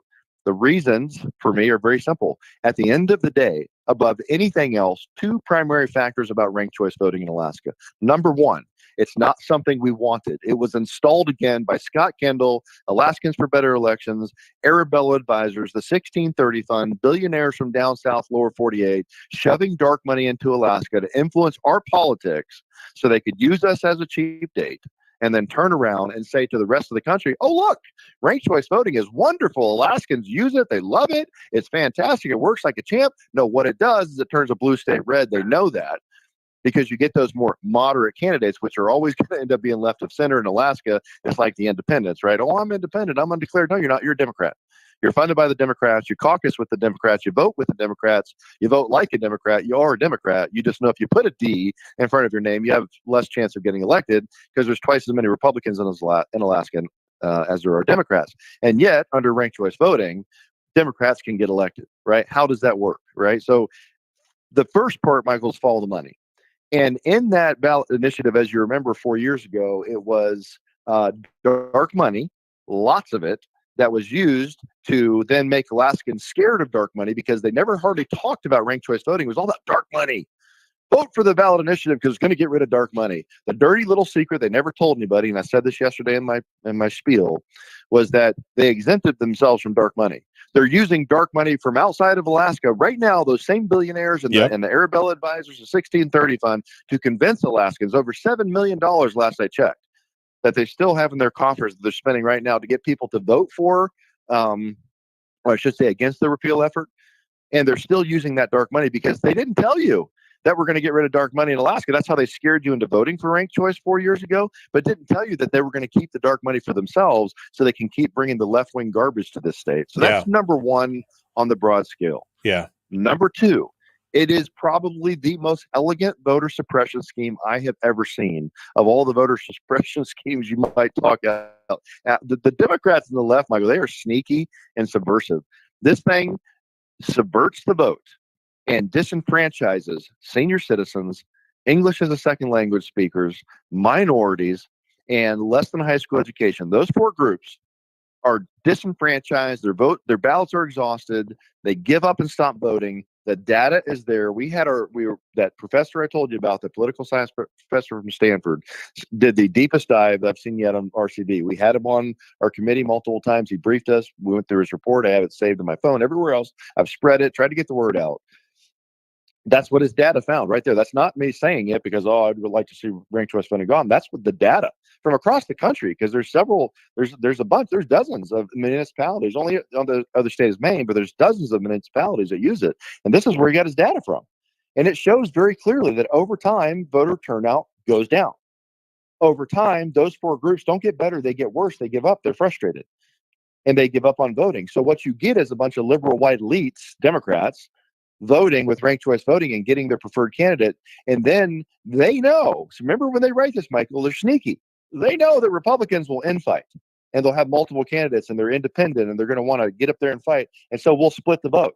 Well, they know that Democrats will march like a communal hive together, like the good little leftists that they are, and they will have one candidate typically. So they'll get the votes enough to get that, whatever that number is, because he said 61% of the time they never achieve that plurality that they say is so great about. Oh, you're going to get 50% plus one, you'll have a majority. No, you don't. Almost 2/3 of the time you don't get that with ranked choice voting because of how the votes work out. So you get much less than 50% of the people voting for that preferred candidate at the top. But Republicans will split the ticket. They know it. Democrats won't. So they will get Democrats elected in a place that would never elect a Democrat. It happened in Maine. It happened here. The data shows it. Yeah. So for those two big reasons, Michael, follow the money. It's dark money doing this all over the country, and they're using Alaska as the example, which is a great reason we need to repeal it. So other states that are facing this onslaught can look at it and go, no, actually, Alaska hates it, and they got rid of it because it was terrible. Right. And it's not actually enacting the majority will of the people. And it is a voter suppression scheme that is very elegant and very subversive and malicious in how it does it. And it's not simple. It is complicated. And the Democrats' own legal filing, like we were laughing about at the start of the show, their own legal filing from the last few weeks says it's complicated. It's confusing. Yeah, exactly what we said in committee over the last 4 years. So thank you very much. Well, so for those two reasons, folks, I recommend a yes on two. We repeal ranked choice voting. That thing needs to go. Bad news. One of the most infuriating things was that I saw an ad from I think it was Vote Alaska Before Party was the PAC that put it out, but basically it said dark money in the beginning of the ad. You know, we opened the primaries and got rid of dark money, and now they want to reverse that. And then they go on to talk about primaries, which is what is affected by this ballot measure. The dark money component was not touched at all. But again, bringing up the boogeyman of dark money over and over again, trying to link those two things, it's just disingenuous. It's clever, but it's disingenuous. All right, Mike. And it's how desperate they are to save it, Michael, because they have to save this in Alaska. If we repeal it, which by understanding we're well ahead on the repeal effort as far as the polling numbers, if we repeal it, this derails the national effort to install ranked choice voting across the country. That's why they're spending millions of dollars up here. They don't care about Alaska. They care about keeping it so they can use us as the sounding board for the rest of the country. That's it. Yeah. Well, and that was part of the deal when they first were putting forward that ranked choice voting. There was some reports from the meetings where the money people got together, and one of the gals there, I can't remember her name now, but a billionaire donator to these causes. And she's like, we'll do it in Alaska because Alaska is a cheap date. Because it's easy to do it. They did it with $7 million. That's all it took to get Alaska to go to ranked choice voting. And now, like you said, they can hold us up and say, look, they did it. You should do it. And they're terrified that we're going to repeal it. So we'll see what happens. But I'm with you on this one. All right, Mike. I'll tell you what, we're coming up on the break. I'm going to go just a little early because I don't want to get started on something and try and shut you down. So we're going to take a quick one. And we'll be back with more in just a moment. The Michael Duke Show continues. State Senator Shower, Mike Shower, is our guest. We'll return with more right after this.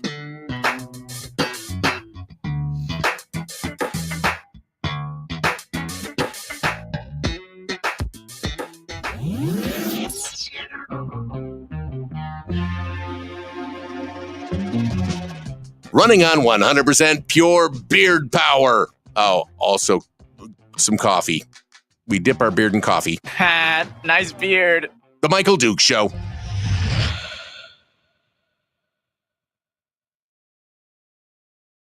All right.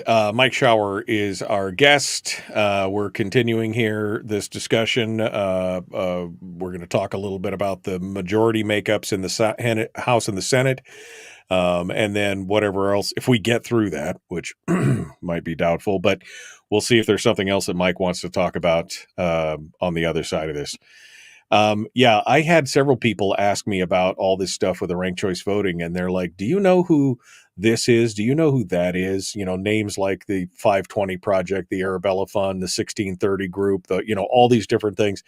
And you realize the top three contributors to all of these vote no on two ads are all outside political organizations that are all progressive. All of it, Michael. All progressive. All of it. Yeah.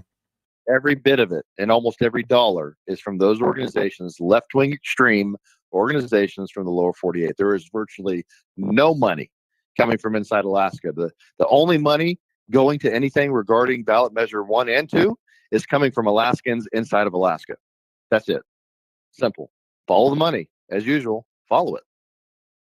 Yeah, and it is millions of dollars. I mean, I remember when, and I always had a chuckle because when the ranked choice voting was first proposed, I was seeing these ads at the radio station, the two stations that I run in Anchorage, and I was seeing these ads come through, and I was seeing all the people behind it. And then I was seeing, like I said, 90% of the ads had absolutely nothing to do with the ranked choice voting component. It was always the dark, and that was how they did dark money. Right? I mean, that's what they did every time. It was like the boogeyman was in the house and you had to vote for it. And that's what they're trying to tie it back to here as well, with no local grassroots support. I mean, there's Scott Kendall and company, but everybody else is kind of like, this is crazy. That's true. And, Michael, this isn't our first rodeo, right? We've had this dance before, and people kind of forget that, I think, or think about where this is. This is about ranked choice voting. This is about the national popular vote thing I guarantee is coming in the next election cycle, almost for sure. It's about the ballot minimum wage increase.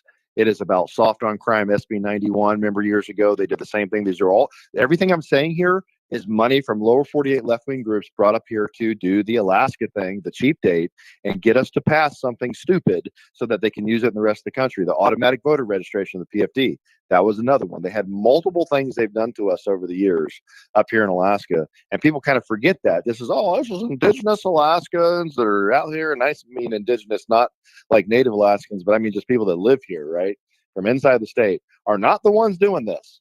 There's a few of the Scott Kendall types that are out there, that are tied to these lower 48 groups, the left-wing extremists that are bringing it up here and being the patsies, if you will, for it and doing it. But I'm here to tell you, it's all money and all a setup, just like ERIC, just like the Electronic Registration Information Center, funded exclusively almost by George Soros, designed to grab voters' information across the country. And a lot of red states started getting wise to it. Why I can't get people to get us out of ERIC is beyond me. I've been trying that for years and been promised, don't worry, we'll get out of it. We're still in it. But it is run by a left-wing organization. How do you think that's going to be anything good for us? How can you possibly think that? Right. Because they have a reason for what they're doing. Right. And how they're working with members inside blue states for this. And there was no accountability. The point is, back to, if it's funded by a left-wing group and it's funded by left-wing billionaires, there's a reason why they're doing what they're doing, Mike. And it's not because they love this country, and it's not because they want what's best for America. It's because they want a left-wing United States that no longer is beholden to its constitution, is no longer a constitutional republic, and does things the socialist communist way. You got to think how they think, Michael. That's how they work. Right. A little here, a little there. They keep that marching in that direction, and people just seem to forget that. Yeah. We win an election, you go, yay, we're good. No, you're not. You can never stop fighting this battle. They're never going to quit. Well, and this is definitely going to be an uphill. I mean, it was reported last week that just one of the groups, the Alaska for Better Elections, the Vote Alaska Before Party group, had raised $4.5 million in August alone. 99% of it coming from outside, 4 in just one group. So if you thought $7 million to push ranked choice was a lot of money, I'm going to be very interested to see how much money is expended on the vote no side by the time this is all said and done. It's going to be a huge amount. 10, 12, 14 million probably, whatever. Yeah. And I'm going to laugh all the way to hopefully watching this thing get repealed and go, you spend your money up here. Go ahead, do it. And we're going to get rid of this stupid thing anyways, because we got rid of Senate Bill 91, right? That's soft on crime pushed by those lower left-wing organizations. We killed that one. We're going to hopefully try to kill automatic voter registration this session and just force it to happen. So we're undoing their work, hopefully mostly with legislative work, but obviously sometimes an initiative like this, because the legislature refused. The Senate president even said, we're not interested in that. So, I had a bill for it, and there was bills in the House, but we never even got a hearing. So, yeah, well, keep your eyes open, folks. See how it goes. Never give up. All right, here we go. Mike Shower is our guest. We're ready to get back into it here. Please like and share, like and follow, ring the bell, do all the YouTube-y things. Let's get to it. Common sense, liberty-based, free-thinking radio right now. The Michael Duke Show, proudly splitting the left versus right dichotomy. Yeah, I had to look that word up too. I don't think it means what he thinks it means. Here he is, though. That guy, Michael Dukes, the one with the show. Yep. that's me, the one with the show. Mike Shower is our guest. We're continuing one final segment here this morning. We're getting ready to go through this. We wanted the question that I asked Mike was, talk to us about the pressure points. Talk to us about the lines that are going to be drawn here in the organizational charts of both the House and the Senate. What are the pivotal races, the key parts and components? What say you on this, Mike Shower? Give us your thoughts on this. Well, I'll start with the House first because I know less about the internal politics and everything that's happening there than the Senate, obviously. But the House was on a really razor thin line of holding it together. Kathy Tilton, as Speaker, did an amazing job, and a lot of people gave her grief why they didn't do more stuff. And I said, you realize that's because they have 3 of the 4 Bush Democrats, right? Edgman, Foster, and McCormick. As part of the 4, because there's always 4 from the Bush caucus, right, in this case. And they had them in their Republican majority. Not everybody from there joined, but that's what they had in their Republican majority. And that's the only way they could get past 20 to have a majority of 21. And it was a razor-thin margin. And those Democrats, because of their total number, I think it was 23, they could kind of veto a lot of stuff, right? They wanted the power and the seats and being on finance, whatever, so they were able to do that, but it was always a razor thin margin. They just couldn't come in and go, we're just going to do this, bam, as Republicans, because they had those other members. But they had Eastman in there, and Eastman, nobody wanted to work with him because he's become, whatever. I'm not going to dive down that rabbit hole, but nobody wanted to work with him. So he would have been the 21st vote with just the Republicans, and there's no way they're going to do that because he votes no all the time. So there was no reliable chance for them to have a caucus in that case. So watching that happen and then looking at the races, how this plays out, who goes back is going to make a big difference. They might pick up a seat or two, but there's a couple that are vulnerable. They might lose a seat or two. So this is going to come back down like it probably always does, where it's going to be back to they're struggling to get to 21 and may have to work with the Bush Democrats and see who's going to do that. And they're already, I hear all the rumblings. And I hate to use all the rumors you hear because you never know how it's going to play out. And sometimes it takes weeks, as you know, to organize. But the House is not, in my opinion, from what I see so far looking at the races, is not going to come back like 23 or 24 Republicans are all going to stick together and they're going to have an organization before they even get there and it's going to be good. I think it's going to be a very tight setup, most likely. And it's going to be back to them negotiating every possible thing they can to try to squeak out another Republican majority that's going to be able to make the House work. So it's going to be interesting to watch. And I am not sure how easy the House is going to fall under Republican control. Now, that being said, that matters, right? Because we got a Republican governor, and how does the House go? That may affect the Senate because some of the old guard that's pretty sneaky and smart, all right, they know how to, to work this game. They've been playing it for decades. We'll wait and see what the House does, right? And how they look, because if it looks like they're going to be under Republican controls, some of them will be less inclined to work harder to have a Republican dominated majority in the Senate. Reason being, because they know that the House and the governor are going to take care of anything and they don't necessarily have to worry about it so much. If the House looks like it's going to fall under Democrat control again, there will probably be a slight more push from 1 or 2 of the older members, I say more senior members, to make sure there's a Republican majority, simply because they don't want to have a Democrat-controlled House and Senate, because the things that they stand for, like no defined benefits, no tax increases, no taxes created, higher spending we can't afford, etc. They're not going to want that, because then they're relying simply on Dunleavy to veto everything, and it just gets to be a nightmare scenario. So that's kind of strategically how some of this will play out. I can tell you some of the rumors. Like I said, I'm a little more familiar with the Senate. Obviously, there's a lot of very interesting races, and you have, let's go through them. You got Kronk, you have the one with Gecker.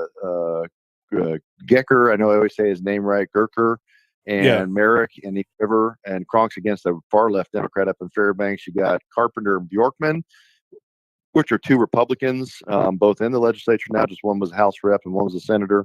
That's an interesting race. You have one up here with Wilson and Yump, which is a very tight race. and I want to say, Leslie Hajdukovic against Kawasaki. So you have 6, and Kaufman, with a very tight race in District 9, the Lucy Bauer versus Kai Holland race there in Laddie True, Shaw's but old that's a House race versus the Senate. versus a Senate, right? Yeah. Yeah, I'm just those are the ones those 6 are Senate races, and if the Republicans win, or the case of like 2 of those I mentioned that had Republicans that are in the current bipartisan coalition, but their opponents win, you're looking at potentially 5 or 6 people come back that are much more key to have a Republican-led majority and not be part of a Democrat-dominated and led bipartisan coalition.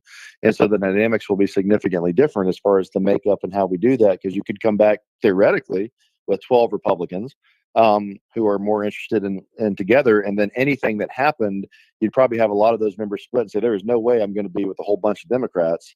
And so now you have 6, 7, 8 Republicans that stick together in a minority that go, I don't want to be part of that craziness, because if they go, they're going to be outnumbered by Democrats, 8-4, 8-5 or something. And that's not going to be a very tenable position for many of them, because it's just going to be chaos and all the Democrat lunacy. I'm just kind of laying out all the possible paths here. And I have heard pretty strong rumors that Senator Giesel, Republican, already has secured the votes of all of the Democrats to be Senate president.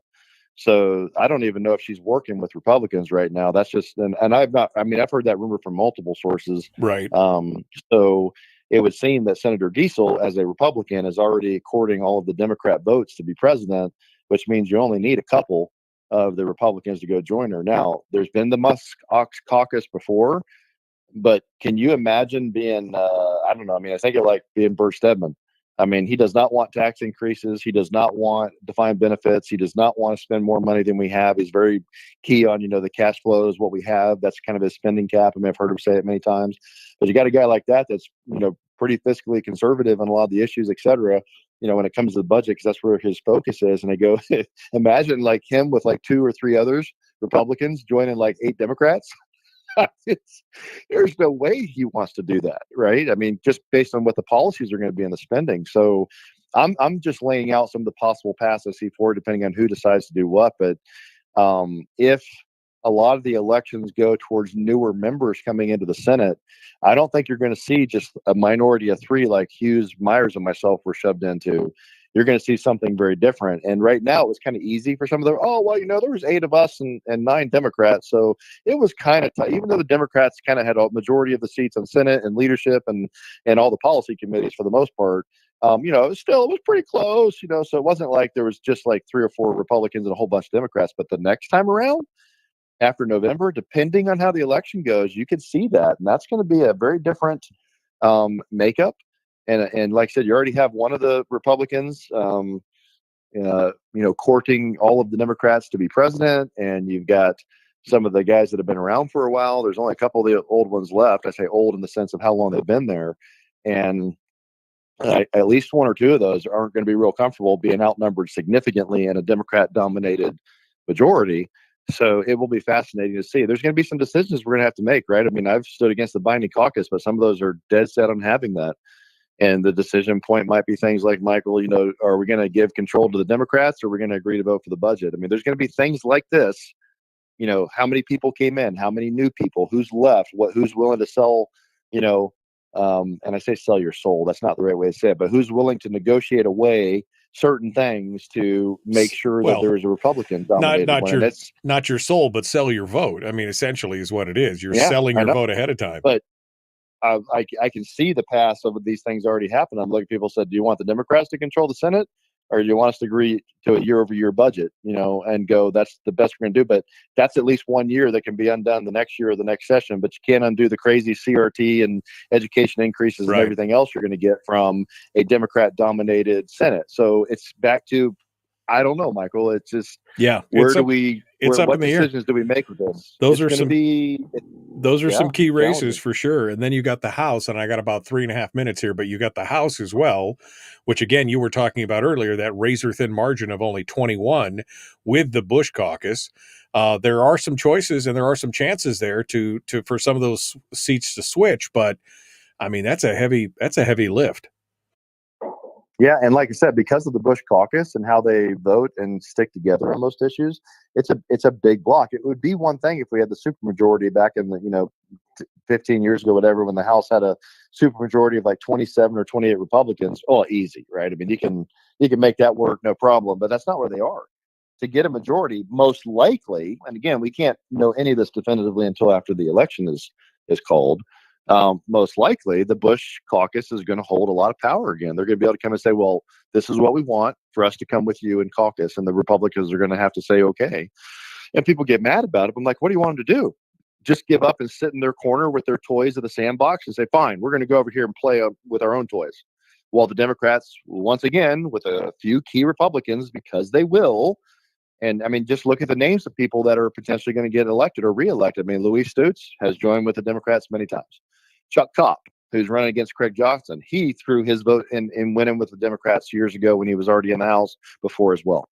So not just Democrats winning some of these seats, there are Republicans that have already demonstrated in the House they will join with Democrats as long as they get what they want. Finance co-chair, speaker, rules chair, whatever. Defined benefits, so et cetera. it's not even just looking at it, Michael, and going, oh, well, we just need to get Republicans elected. Not necessarily. Not in Alaska. Some of those Republicans will join with Democrats and be outnumbered. They don't care. Well, I've often said that the labels don't matter. Democrat, Republican, it should be the bigger government people versus the smaller government people. That's really where the divide lies. All right, Mike, last 2 minutes. Final thoughts here. I think that's probably enough. I mean, we got lots of that going on in Alaska. I don't know, Michael. I'm just that plus watching what's happening with the presidential election between what I can only give as a charlatan fake candidate in Harris, because it's just against Trump, who it's amazing to watch. I mean, I really do believe I'm watching this. And excluding 2020, but just going back to 2016, when they showed that Hillary Clinton was going to win by a landslide right up until the night of the election when she didn't. And then it was that hacker group, Anonymous or whatever, that hacked into the DNC database about a month before, and they released the data that showed the DNC knew for at least a month that Hillary was losing and losing bad. But the press was right there with her, helping bump up the narrative, hoping that people would give up and not show up and vote. And I kind of think that's happening now again, because they're all of a sudden Harris, who had no support, nobody liked her, no votes in 2020, no votes in 2024, installed like a dictator, right? And to be the Democrat nominee and just kicking Biden to the curb, who used to be mentally sharp as a tack, best I've ever seen. And all of a sudden the very next week, like, Biden who? Oh yeah, that guy's senile. I mean, that's how they treated the guy. It was that fast and that quick. And all of a sudden she's got this meteoric rise, and she's right there level with Trump, or beating him barely, just enough to make it look tight. Like when they drive the narrative. Michael, I think we're doing the same thing. And I heard J.D. Vance and Tucker Carlson, I'll make it fast, interview last week. And they talked about how the numbers are fake. And they have professional pollsters using professional people that they go to over and over again, and it skews the numbers. I think that's what we're seeing. Everywhere I go, they talk about how much support Trump has.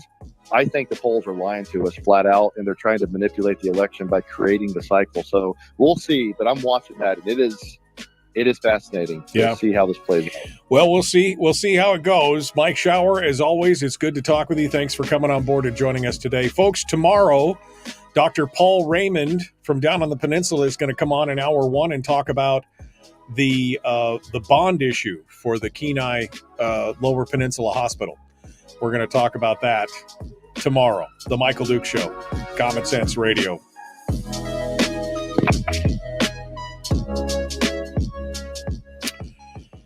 Okay, final. Yeah, Biden's wife is running the country at the moment. Terry sent me a picture. My wife sent me a picture yesterday of Jill Biden basically running the cabinet meeting. And I'm like, are they not even pretending anymore? Is she just, They're not. She just running the show while he's off taking a nap or something? Eating ice cream, taking a nap, Michael. I mean, they finally admitted it by just kicking the guy to the curb. He's gone. The things that we were saying, that he is not running the country, that he is mentally not fit, it was all true. We all knew it. They just finally admitted it and did it. So yeah, he's somebody else to run the country. I mean, somebody else was really running the country anyways, right? But it is just a depressing state to see that's where we were. We all knew it. We were all saying it, and they were denying it flat out, like it wasn't happening, right? If they said it enough in the press, it must be true, when it wasn't. And now they finally had to admit that, oh, well, Joe really wasn't all there. but you said he was and lied to us, and you wonder why we don't trust the press.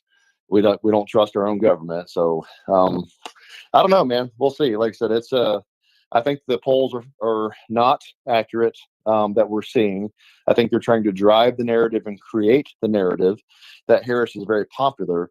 Yet every video, everything I see are people, Trump rallies massive all over the country, whether they're Black, Latino. The only group, Michael, the only group that continues to vex me is urban, suburban, white, middle-aged women that are, by and large, against Trump is the biggest block. If you look at the actual polling numbers, Right. And believe it's white, liberal, suburbanite, city folk women, Right. that are the biggest group that do not like Trump and don't support him by comparison.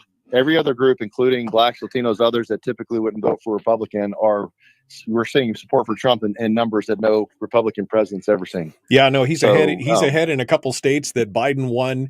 Apparently, there was a political story or something yesterday or day before that said, she's got a Latino problem. She's not identifying with him. I mean, I think I think this is going to be kind of a surprising race. We'll see what it all shakes out at. But I'm with you. I think that the polling has become more and more inaccurate over the last 15, 20 years.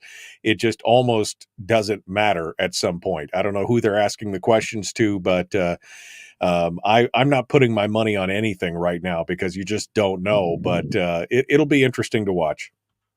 More inaccurate or more selective in how and who they're polling is how I would say it. Yeah, I mean, I think that's probably an accurate assessment of that. All right, Mike. Well, thank you so much for coming on board, and I guess we'll see if you're with us next week. But appreciate it as always. It's good to hear from you. I'll give you another non-committal answer next week for the program. Yeah, would you? That'd be great because that doesn't spike my blood pressure at all, especially when you reply to me at like 11 o'clock at night and I'm already asleep. That's the now best it's becoming a thing. Yeah, now it's a thing. I'm just going to keep doing it. Yeah, you're just going to keep doing it. He's actually going to schedule the reply so that it shows up in the middle of the night. So I don't even know till the next morning. That's awesome. All right, thanks, bud. I appreciate it. It's good to talk with you. We'll talk to you next week. All right, bud. All right. Folks, we're out of time for today. Again, tomorrow, Dr. Paul Raymond will be joining us, and we look forward to seeing what he has to say on the big issue of the Southern Peninsula Hospital bond issue. We'll be back with that tomorrow. All right. Be kind. Love one another. Live well. The Michael Duke Show. We'll see you then. Have a great day.